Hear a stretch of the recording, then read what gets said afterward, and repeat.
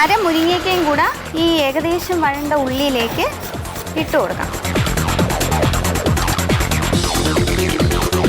ഈ പാത്രത്തിൽ കുറച്ച് വെള്ളം ഒഴിച്ച് കുറച്ച് മഞ്ഞൾപ്പൊടിയും കൂടെ ഇട്ട് കുറച്ച് വെളിച്ചെണ്ണ, ഈ പച്ചക്കറി നമുക്കിതിലേക്ക് വെച്ച് മൂടി വെച്ച് വേവിക്കാം. കുറച്ച് കറിവേപ്പിലയും കൂടെ ആഡ് ചെയ്ത് നമുക്ക് മൂടിയൊന്ന് വെച്ച് കഴിക്കാം. ഈ മീൻ ഏകദേശം നമുക്ക് മീൻ ഇടാറായി. ഇതിലേക്ക് ഇനി കുറച്ച് പുളി ഉപ്പും കൂടെ ചേർക്കാം. ഒരു ഇത്ര ഞാൻ ഉപ്പേ ചേർക്കുന്നുള്ളൂ, പിന്നെ ആവശ്യമാണെങ്കിൽ നമുക്ക് വീണ്ടും ചേർത്ത് കൊടുക്കാം.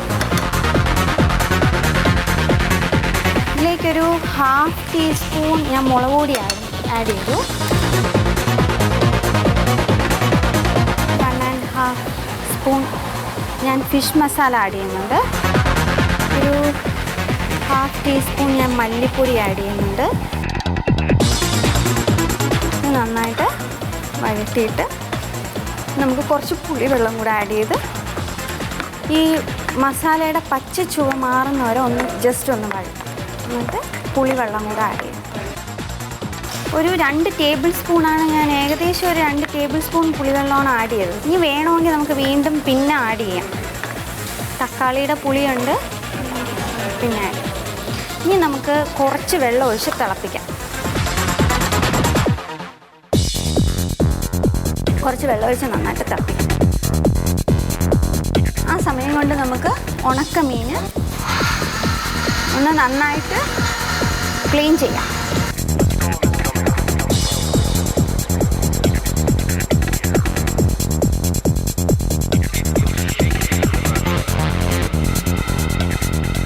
ഇത് നന്നായിട്ട് തിളച്ചിട്ടുണ്ട്. ഇതിലേക്ക് നമുക്ക് മീൻ ആഡ് ചെയ്യാം.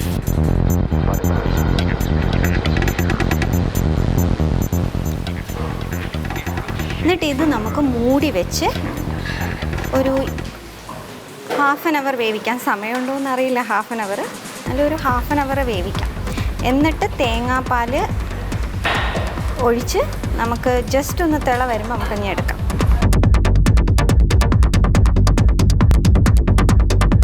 വേണമെങ്കിൽ കുറച്ച് ഉപ്പ് കൂടി നമുക്കൊന്ന് ആഡ് ചെയ്യാം.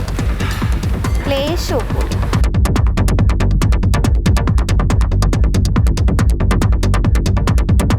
എന്നിട്ട് നമുക്ക് മൂടി വെച്ച് വേവിക്കാം. ജസ്റ്റ് ഒന്ന് ഒരു ചെറിയ തിള വരുമ്പോൾ തീ കുറച്ച് കൊടുത്താൽ മതി. ഇടയിൽ മീനിനെ കട്ട് ചെയ്യാം. നമുക്ക് നന്നായിട്ട് കഴുകിയ മീനിലേക്ക് കുറച്ച് ഫിഷ് മസാല ചേർത്ത് ഡിപ്പ് ചെയ്ത് വയ്ക്കാം. ഫിഷ് മസാല മാത്രമേ ഞാൻ ചേർത്തിട്ടുള്ളൂ, ഉള്ളിയൊന്നും ചേർത്തിട്ടില്ല. ഇത് ഒരു 10 മിനിറ്റ് മാരിനേറ്റ് ചെയ്ത് വെച്ചിട്ട് കഷ്ണമായി പോയാലും കുഴപ്പമില്ല. ഇതൊന്ന് മാരിനേറ്റ് ചെയ്ത് വെച്ചിട്ട് നമുക്ക് തേങ്ങ തിരുവാൻ പോകാം. ഏകദേശം പച്ചക്കറികളൊക്കെ വേകാറായി. ഇത് നമുക്ക് നന്നായിട്ടൊന്ന് ലോ ഫ്ലെയിമിൽ വെച്ചിട്ട് തേങ്ങ തിരുവാൻ പോകും.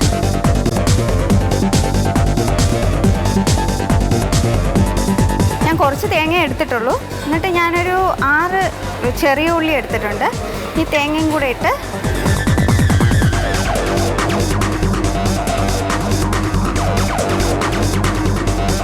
എന്നിട്ടൊരു 2 അല്ലി വെളുത്തുള്ളി, ചെറിയ കഷ്ണം ഇഞ്ചി,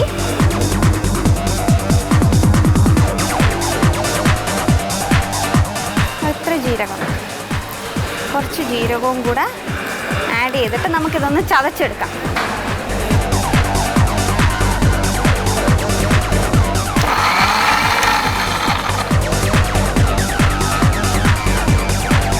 ഇതിലേക്ക് ജസ്റ്റ് ഒരു കളറിന്, നമ്മൾ പച്ചക്കറിക്ക് മഞ്ഞൾപ്പൊടി ഇട്ടിട്ടുണ്ട്, എന്നാലും ജസ്റ്റ് ഒരു കളറിന് വേണ്ടിയിട്ട് നമുക്ക് കുറച്ച് മഞ്ഞൾപ്പൊടി ചേർത്തിട്ട് ഒന്നുകൂടെ ഒന്നായിരിക്കും.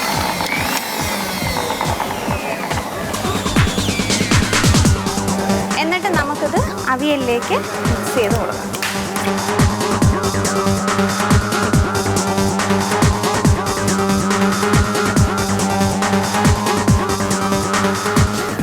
മിക്സ് ചെയ്തൊന്ന് ഒരു 2 മിനിറ്റ് വഴണ്ട ശേഷം നമുക്ക് മാങ്ങ കട്ട് ചെയ്ത് ഇട്ട് കൊടുക്കാം. ഒരു ഹാഫ് മാങ്ങയാണ് ഞാൻ എടുത്തിട്ടുള്ളത്. ജസ്റ്റ് ഒരു പുളിക്ക് വേണ്ടിയാണ്. കട്ട് ചെയ്ത് നമുക്ക് മൂടി വെച്ചൊന്ന് വേവിക്കാം. ഇതിനിടയിൽ നമുക്ക് കോക്കനട്ടിൻ്റെ മിൽക്ക് തയ്യാറാക്കാം. ഒരു പാക്കറ്റ് മിൽക്ക് പൗഡർ ഇതിൽ ചേർത്തിട്ട്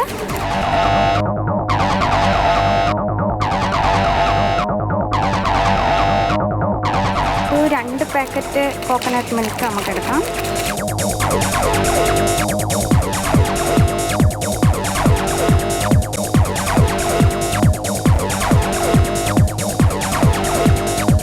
മീൻ വെന്ത ശേഷം നമുക്കിത് മീനിലേക്ക് ആഡ് ചെയ്യാം. അതിന് മുമ്പേ നമുക്ക് ഈ അവിയലിൻ്റെ കാര്യം ജസ്റ്റ് ഒന്ന് വേറൊരു പ്ലേറ്റിലേക്ക് മാറ്റി വെച്ചിട്ട് നമുക്ക് മീനിനൊന്ന് ജസ്റ്റ് ഫ്രൈ ചെയ്തെടുക്കാം. കുറച്ച് എണ്ണ ഒഴിച്ച് ഒന്ന് എണ്ണ ചൂടാകുമ്പോൾ നമുക്ക് ഈ മീനിനെ ഒന്ന് ഫ്രൈ ചെയ്തെടുക്കാം.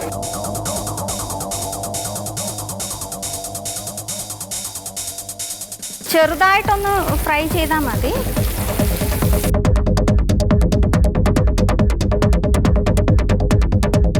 നമുക്ക് ഏകദേശം തിളച്ച് ഒരു വെന്ത പരുവമായി മീൻ കഷ്ണങ്ങളെല്ലാം. നമുക്കിതിലേക്ക് പാലും കൂടെ ചേർത്ത് ഉപ്പ് പുളിയൊക്കെ പാകത്തിന് നമുക്ക് നോക്കാം.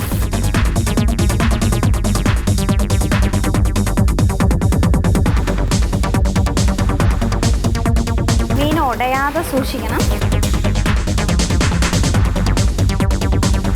ഇതൊന്ന് മറിച്ചിടാം. പൊടിഞ്ഞിട്ടുണ്ട് ഇപ്പോഴേ. കുഴപ്പമില്ല, പൊടിഞ്ഞാലും കുഴപ്പമില്ല. അവിയലിൽ ചേർക്കാനായതുകൊണ്ട് പൊടിയുന്നത് പ്രശ്നമല്ല. ഈ ഏതായാലും കുറച്ച് വെച്ചു. നമുക്ക് ജസ്റ്റ് ഒന്ന് മൂടി വെച്ച് ഒന്നുകൂടെ ഒന്ന് തിളപ്പിക്കാം. കുറച്ചൊന്ന് ഊറി വരട്ടെ. ജസ്റ്റ് നമുക്കൊന്ന് മൂടി വയ്ക്കാം. ഈ സമയം കൊണ്ട് ഏകദേശം ഒരു ന്യൂട്രീൻ മതി നമുക്ക് വെന്തത്. ഇതിൻ്റെ മുള്ളൊക്കെ വേണമെങ്കിൽ നമുക്ക് എടുത്ത് മാറ്റാം. പക്ഷെ അവിയലിൽ കടിക്കാതിരിക്കാൻ. ഇതിലേക്ക്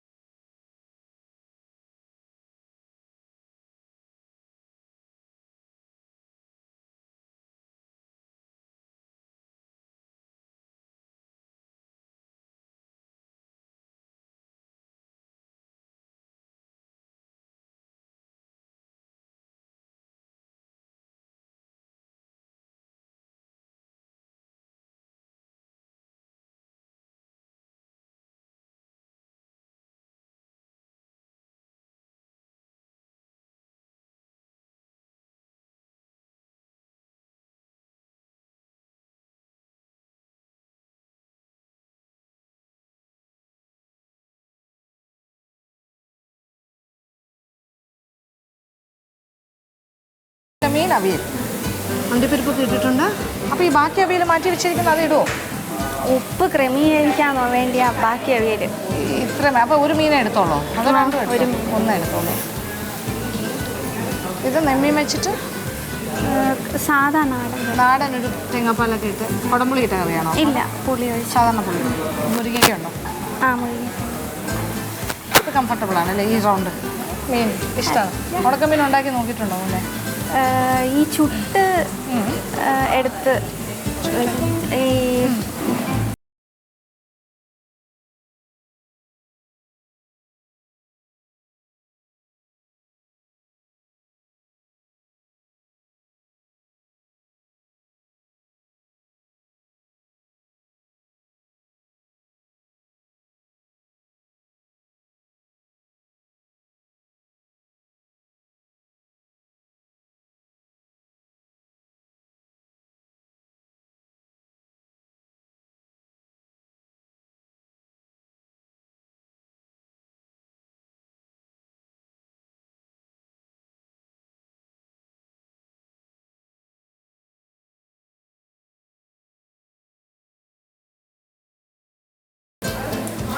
പുളിയും എല്ലാം കറക്റ്റ് തന്നെയാണ്. ഇനി ജസ്റ്റ് ഒന്ന് നമുക്കത് മാറ്റി വയ്ക്കാം. മതി വെന്തത്. ഈ മീനിൻ്റെ അവിയലിൽ കുറച്ച് നമുക്കൊന്ന് തേങ്ങാപ്പാൽ ആഡ് ചെയ്യാം. കാരണം ഉപ്പ് റെഗുലേറ്റ് ചെയ്യുന്നില്ല.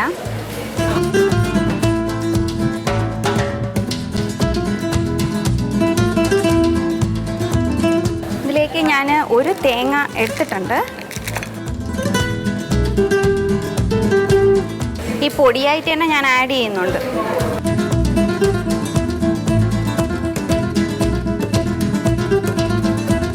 ഒരു വിധത്തിൽ ഉപ്പ് റെഗുലേറ്റ് ആയെന്ന് തോന്നുന്നു. ഒരു പാക്കറ്റ് മിൽക്ക് പൗഡറും കൂടെ ഞാൻ ആഡ് ചെയ്ത് കുറച്ചുകൂടെ ഉപ്പ് കല്ലിക്കുന്നുണ്ട്.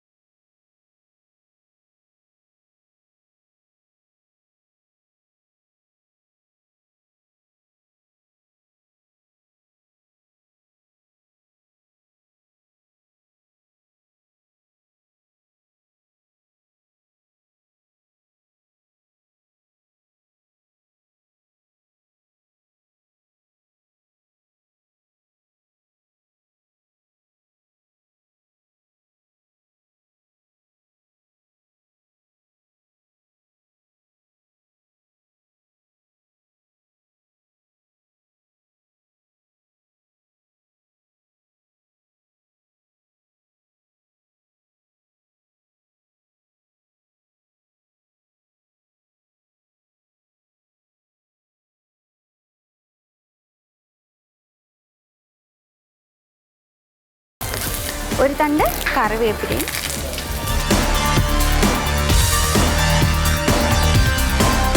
നന്നായിട്ട് മൂത്ത് വരുമ്പോൾ നമുക്ക് ഒരു ചെറിയ പൊടിക്കൈയും കൂടെ ഞാൻ ചെയ്യുന്നുണ്ട്. ഒരു 1/4 ടീസ്പൂൺ ഇത്രയും വരെ ഉലുവ ചേർക്കുന്നുണ്ട്. ഉലുവ പൊടിയാണ്. ഫ്ലെയിം ഓഫ് ചെയ്തിട്ട് കുറച്ച് മുളക് പൊടി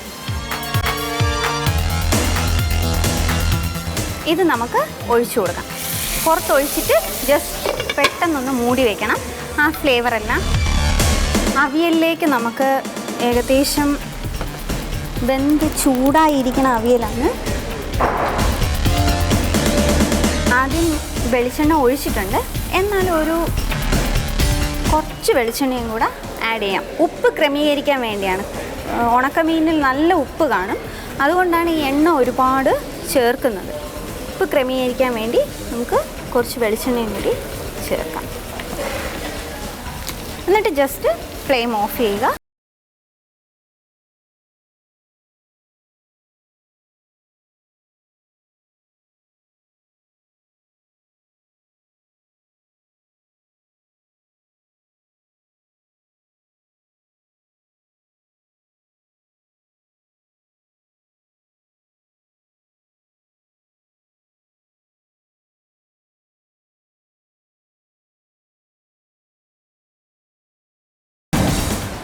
ഓക്കെ ചിന്നു, വെരി ഡിഫറെൻറ്റ് അല്ലേ? അവിയൽ കോൺസെപ്റ്റ് കണ്ടിട്ടും ഇഷ്ടമായി. ഇനി നമുക്ക് കഴിച്ചു. ആദ്യം നമ്മൾ മീൻ്റെ കറിയിലേക്ക് പോകാം.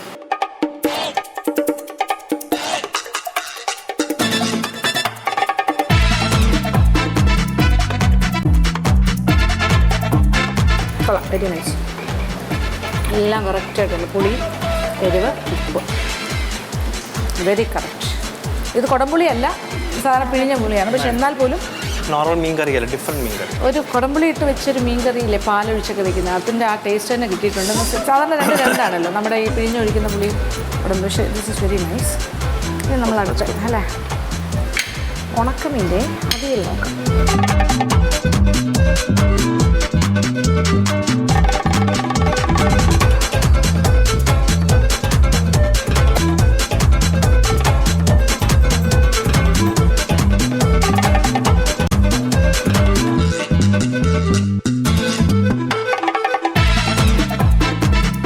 ഗംഭീരമായിരിക്കും, പറയാൻ വാക്കുകളില്ല. വെളിച്ചെണ്ണയിലൊക്കെ ആ ഒരു വെളിച്ചെണ്ണയുടെ ടേസ്റ്റും ഉണക്കമീൻ്റെ ആവശ്യമില്ലാത്തൊരു ഉപ്പ് അങ്ങനെ ഒന്നും വന്നിട്ടില്ല. ഞാൻ ബാലൻസ്ഡ്. എന്താണിത്? ആണം കുണുങ്ങി ഇപ്പം ഇങ്ങനെ മുന്നേറിക്കൊണ്ടിരിക്കുവാണല്ലോ. വലിയ ബഹളമൊന്നുമില്ല, പക്ഷെ കാര്യങ്ങൾ നടന്നു പോകും അല്ലേ? നന്നായിട്ട്. എല്ലാം ദൈവത്തിൻ്റെ അനുഗ്രഹം. അങ്ങനെയാണോ? അത് തന്നെയാണ് ഭാഗ്യം. ഓക്കെ, ഭാഗ്യം മാത്രമല്ല, എഫേർട്ടുണ്ട്.